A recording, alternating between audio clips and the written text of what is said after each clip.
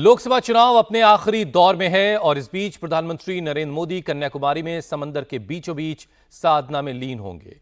चुनाव प्रचार के आखिरी दिन पीएम मोदी सुबह 11 बजे पंजाब के होशियारपुर में चुनावी सभा को संबोधित करेंगे। इसके बाद पीएम आज से 1 जून तक कन्याकुमारी के दौरे पर रहेंगे, जहां वो विवेकानंद रॉक मेमोरियल पर आज शाम से 1 जून की शाम तक ध्यान करेंगे। हालांकि पीएम मोदी के ध्यान साधना कार्यक्रम पर विपक्ष जरूर हमलावर है। विपक्ष का कहना है कि पीएम मोदी का यह कार्यक्रम आचार संहिता का उल्लंघन करता है, जिसे लेकर कांग्रेस ने चुनाव आयोग से शिकायत की है।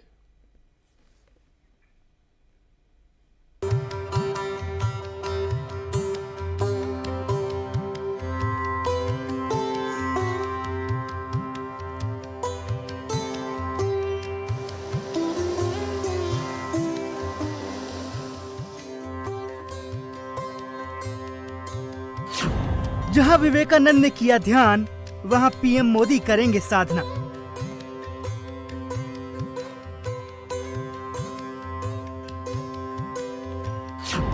वोटिंग के आखिरी दिन पीएम होंगे साधना में लीन। –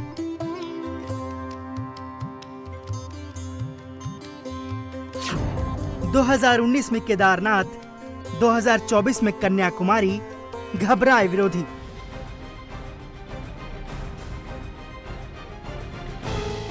पांच साल बाद वो घड़ी फिर आई है जब देश के प्रधानमंत्री नरेंद्र मोदी साधना में लीन होंगे।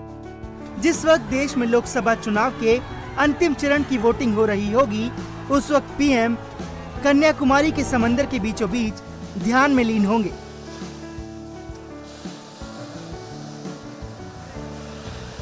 दिल्ली की सियासत से दूर आज शाम से पीएम मोदी कन्याकुमारी के विवेकानंद रॉक मेमोरियल में ध्यान मग्न होने की तैयारी में हैं।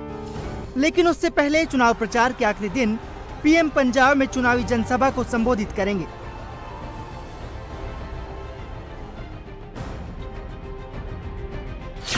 आज सुबह 11 बजे प्रधानमंत्री इस चुनाव में आखिरी चुनावी रैली पंजाब के होशियारपुर में करेंगे, जिसके बाद पीएम पंजाब से सीधे तमिलनाडु जाएंगे।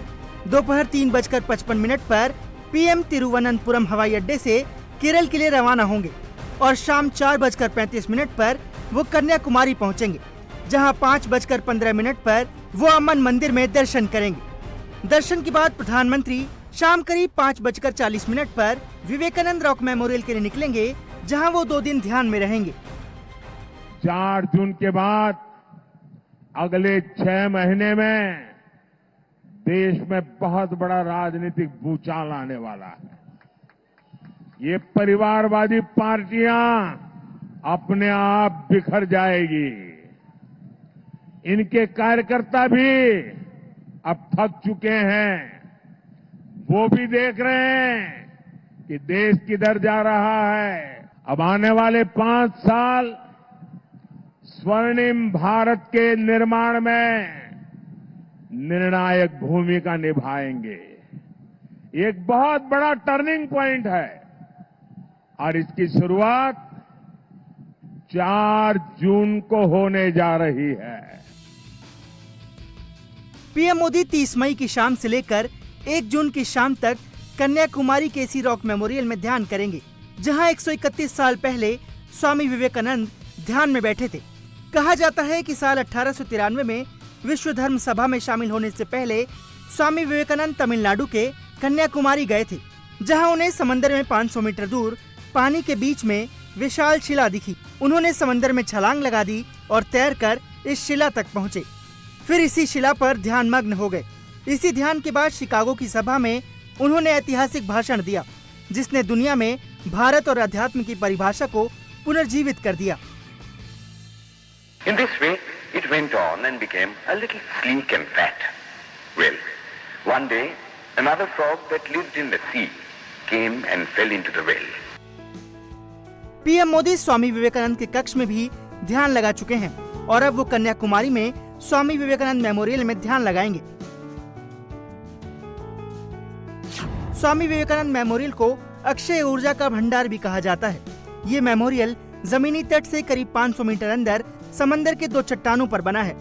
राष्ट्रीय स्वयंसेवक संघ के सर कार्यवाह रहे एकनाथ रानाडे ने विवेकानंद स्मारक मंदिर बनाने में अहम भूमिका निभाई थी।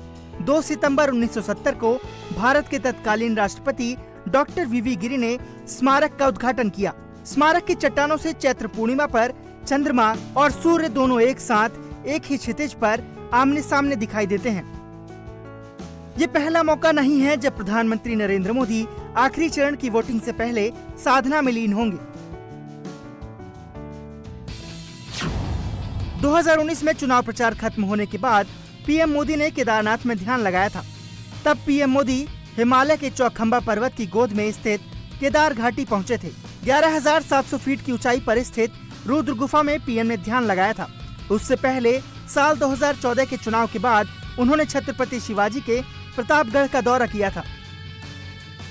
उस वक्त भी देश में प्रचार का शोर थम चुका था।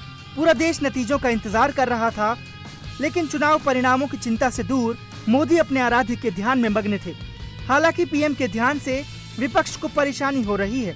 कांग्रेस ने पीएम मोदी के ध्यान कार्यक्रम पर चुनाव आयोग से शिकायत की है। विपक्ष का कहना है कि पीएम खुद आखिरी चरण के लिए उम्मीदवार हैं। ऐसे में उनके कार्यक्रम का प्रसारण हुआ तो आचार संहिता का उल्लंघन होगा।